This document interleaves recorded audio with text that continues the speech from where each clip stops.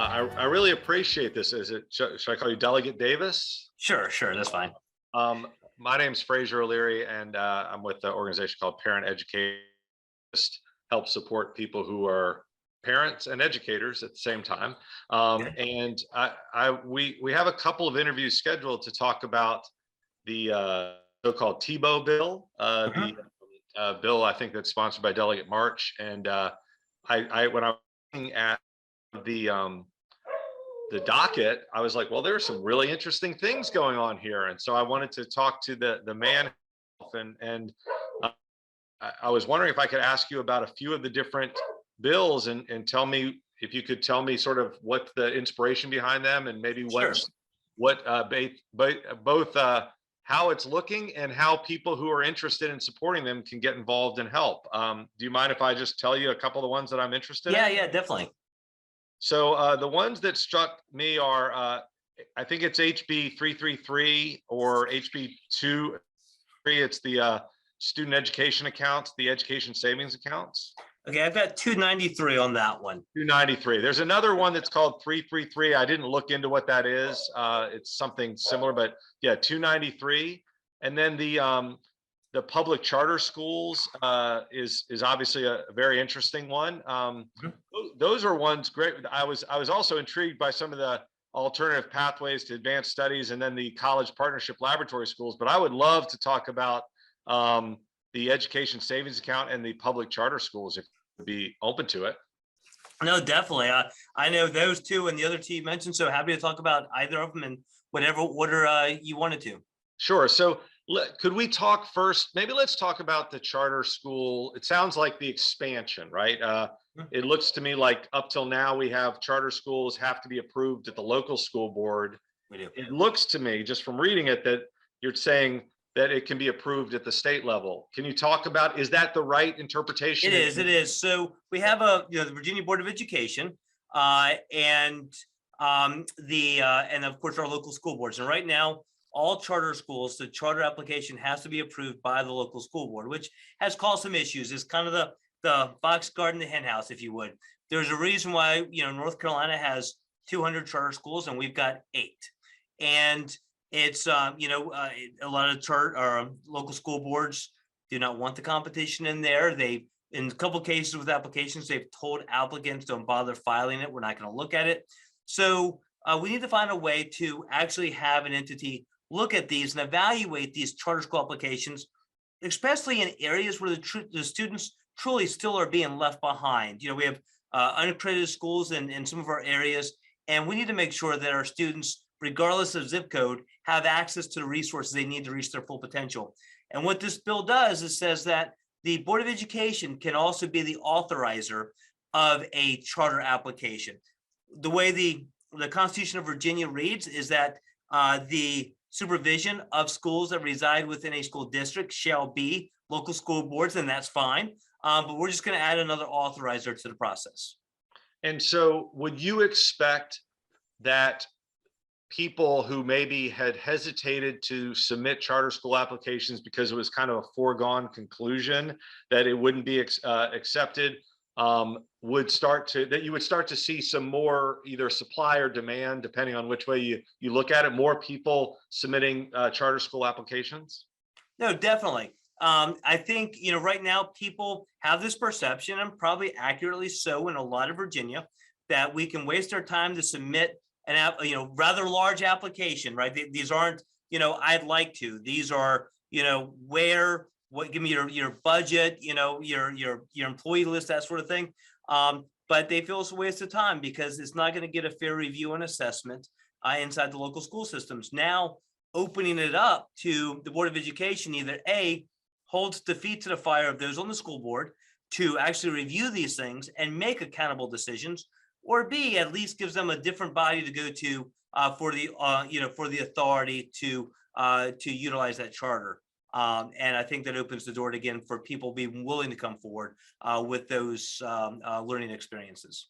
So is there a usual suspects with regards to people or organizations that will their displeasure or opposition to this bill, or is this bill a bill that you think will and move? What's your perspective on this? Well, I mean, there is. I mean, the Education Association, the teachers union, which is not made up of the majority of teachers, obviously, have always come out and spoke against these at the state level for bills that do this type of thing, and also at school board levels. So, that's the opposition that we're going to face, and we always have. But there is a lot of support across the Commonwealth for this, especially in areas where students are still being left behind. And obviously now with Governor Youngkin, newly elected to Virginia, using this as one of his biggest issues that he's leading on. So let's segue from this, if we can, Delegate Davis, to the education savings accounts. Charter schools can provide another place for somebody to go, and I choose this school or this school. Education savings account looks like it's a little bit more like educational choice, strictly school choice. Is that accurate? It is. That's probably the best way to put it. It allows a savings account to exist, an education savings account that can be utilized for the purpose of education of a student by a parent. So if they'd like to go to, let's say, a charter school, and obviously the money follows the student, but let's say the cost structure is less there, or they went to a private school and the cost structure is less, it leaves money in the account for tutoring. If they're a homeschool student, it puts that money back into this education savings account for that student that the parent can then draw down for the purpose of additional tutoring, educational opportunities, different types of services related to the education of that child. So it does give you not just school choice, obviously, between charter schools and private schools and public schools, but like you said, education choice. The money is in the account, but we kind of skipped over the money getting into the account. Situation where the per pupil expenditure in Fairfax County, that amount that if my son goes to West Potomac High School in Fairfax County, and he goes to go to charter, goes to go to school, does the $18,000 go into that account? Is that? It is. So it's the federal, state, and local dollars that would be to educate the student, then goes and is available to that account. And so going back to the usual suspects, what are the usual, the opposition, and even reasonable opposition? Like, what are the things that people are concerned about that have to be dealt with in order for something like that, which is a pretty big jump, right? I mean, that's a pretty substantial move that would really open up education, but it also $20,000 system and puts it into this account. What are some of the reasonable responses that need to be dealt with in order for this to work and succeed? Sure. So unlike charter schools, where you've got students going into another school and sometimes inside the same school, right? So it's not as big of an impact as a public school student being educated in a public charter school. This allows true education choice. So it could be that public school student, let's say the cost in Fairfax is $15,000 a student, and it makes that money available for homeschool, private schools, whatever. And that really kind of is, if this is in scale, if it ramps in scale, and hits certain critical mass, obviously it could be a significant fiscal impact to the public school system. Now, do we expect it to be that many? That's a huge fiscal impact. I don't think we've seen that when this has gone in place in other states, but obviously it could be. But what this brings about is competition, right? So if, true choice is having the parents be able to decide what's best for their student. And if and holding people accountable always happens with the dollar, right? With that scenario. So if the public schools are the best place for their students, the parents are going to put them in the public school. If they're not, the parents can go to another education opportunity, or what is always available is the public schools can raise up to provide the resources necessary or pivot to provide the instructional content necessary to bring that child back. And that is the choice that should always be available to a parent. And obviously we got to balance it with the fiscal impact of a school system. And so there's obviously some discussion around that. And one of the responses that people usually bring up when they talk about vouchers or school choice in that way is the fear that wealthy parents will flee the system and go to the private schools because now it's being paid for. If I recall, with regards to this, I don't know if it's how means tested it is, but it's related to the free and reduced lunch income requirements. Is that accurate? It is. So there's a number of these that are out there, but I think the majority of them are related to the free lunch, federal free lunch guidelines and stuff like that, right?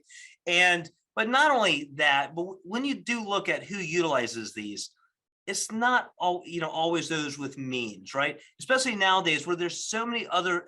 It used to be, and especially prior to COVID, you had homeschool, private school, public school. Now we're talking about learning pods, right? And other types of micro education opportunities, micro school type education opportunities that exist. And they're popping up in areas where a community has come together and said, our kids aren't receiving what they should be receiving. So we're going to create our own.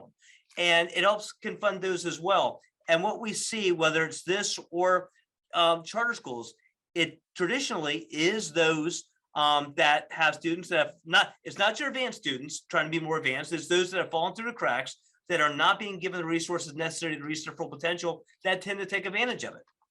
And you said that there are several different ones of these out there. Do you mean that there are several different models, or do you mean that there's several different pieces of or bills that are being considered? Several different bills that maybe pivot here and there a little bit nuanced differently. Okay. Maybe some are related to the school lunch program, some maybe not. There's a number of these variations floating around right now. All the bills, final introduction for all bills is this Friday. So okay. And there was one other bill, I guess there are two other bills. One is the Tebow Bill, allowing people who are right outside of the system, which in this case it might lead to more people being outside of the system, enrolled in the public schools, being able to participate in extracurricular activities and sports. Yes. Now that obviously has been around for a bit. It's been passed, but always met the governor's veto. What is your projection on that in this session? I think it will come out of the House. I think the governor would love for it to land on his desk so he could sign it in the law, but we're gonna have a challenge in the Senate. In the Senate, it is 21-19. The tiebreaker is now will be broken by our new Lieutenant Governor, Republican Winsome Sears. But unfortunately, before it gets to the floor of the Senate, it's going to come out of committee. And there's a 3-vote majority, Democrats to Republicans in that committee. So we've got a little bit of work to do there. So I guess that leads to the question as to if people are listening to these bills and it makes sense to them, what really makes a difference, Delegate Davis? Obviously people have already voted. What makes a difference with those 3-vote majorities or stirring up people's willingness to support these bills? Well, reaching out to legislators, and there's a couple of different ways to do it. Now, obviously, one sometimes is that form letter. You go online and there's a couple of websites that says, give us your name and your email address and hit return, and we'll send out that letter to our legislators, right? And we get, in many cases, a lot of those, and we love to see them because it shows the interest, but at the same time, it's a form letter, right? And it doesn't share the personal stories. And that's really what makes a difference. I know with me and a lot of my colleagues is, what is that personal story of why, this is important to you or to your child or to your community. And so you can do that in a number of ways. You can call us up here. You can send us an email and share those personal stories. And, my staff knows we get, obviously, as you can imagine, a lot of correspondence. And my staff knows if I get form letters, I want to know how many I get, but I see, one of them, and I get told how many of them I receive and maybe where they're from a little bit. When I get personal letters, my staff brings me all of those. I want to understand the personal stories. And then also they can testify in front of subcommittee. All these bills go to subcommittee first, and they can find the link at the Virginia General Assembly website, sign up to testify this year, even remotely via Zoom. And I saw something, and I haven't, I got an education in all of this today as I was looking at the session. there's a place for you to file commentary on the bills on the website as well. So there wasn't much commentary there yet, but you can file basically put an email or an article up there on the website as well. And so, is there anything else in terms of things that really make it? I mean, we're really talking about parental choice, and if we're talking about parents getting involved and saying we really want this, is it a situation where if we have the majority of parents saying this is stuff we really want, or does that, how does that, in addition to the things you said, if we were organized, if parents were organized, how could they really influence this process in addition to those things? Well, I mean, if parents were organized, coming down here, meeting with the legislators, and truly calling up and it's also from where they're from and calling their legislators, especially the ones on education. You can look back at prior years in the Tebow Bill and see who voted for it, who voted against it, right? And the votes that we're going to need to get this through the Senate. The members of the Senate Education Committee, and calling them up and sharing the stories, or if you live and you can actually drive to Richmond and have that conversation with the legislator, it's extremely important. Obviously, if you can do it in critical mass, even better. And I think that's really different. The signal has been sent. This year, one of the biggest issues in the governor's race, but I think even the House of Delegate races where we took back the majority, was understanding that the rudimentary responsibility for educating a child lasts with the parents. That signal was sent loud and clear, whether it was school choice or being in school, and we saw that a lot of voters made their vote on that, which is Governor Youngkin wins, and we get back to the House of Delegates, and obviously Lieutenant Governor Sears and Attorney General Jason Miyares. And the Democrats know that. And so reach out to them, and they know this momentum is shifting, but letting them know that this is really important, and that, yes, this will be still, whether it's next year or the following year, one of the major decision factors for reelection. Are there any other bills? You're the chairperson, you're the chairman of the committee. Are there any other bills that speak specifically to this kind of expanded or accelerated choice education? So there, like I said, there are a couple different minimal variations to ESAs. There's a bill that would allow lab schools.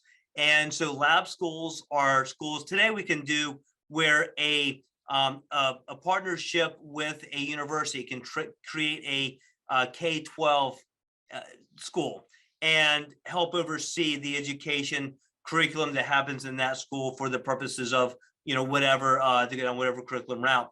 We are expanding that where businesses can also do the same. So we need more healthcare workers. So if you can imagine maybe a hospital coming together to help put together and fund a lab school where students can go and specialize in maybe a healthcare field.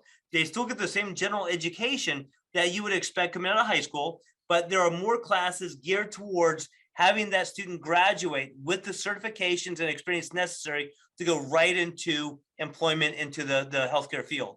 And I think those are tremendous opportunities. Now, are those, do they go the route of a charter application? Is it fundamentally like if we have a hospital, they'd say, we want to form a charter school that is this lab school? It's very similar. So it's a very similar process. Both have to have a governing board. They're similar like that. Money follows a student, similar like that. But the difference is that it's a business that comes forward and it's a partnership with that business or partnership with that university. So probably very similar, but they have a different name because of the partnerships that exist out of the gate.